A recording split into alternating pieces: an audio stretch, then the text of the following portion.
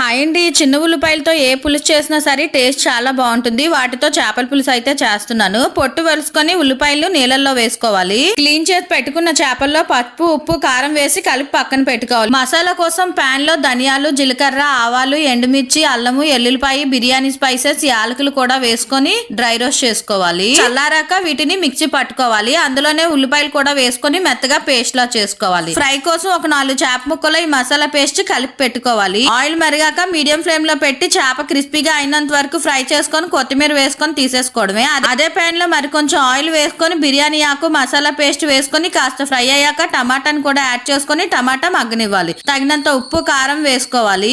చింతపండు రసం, చేప ముక్కలు, చిన్న బెల్లాన్ని కూడా వేసుకొని పులుసు పచ్చివాసన పోయి దగ్గరగా మరగనిచ్చుకోవాలి. దించే ముందు కాస్త కొత్తిమీర వేసుకొని వేడి అన్నంలో ఈ చేపల పులుసు వేసుకొని తింటే టేస్ట్ చాలా బాగుంటది. ఒకసారి ట్రై చేయండి. వెళ్లే ముందు ఒక లైక్ కొట్టేసి వెళ్ళండి. బాయ్.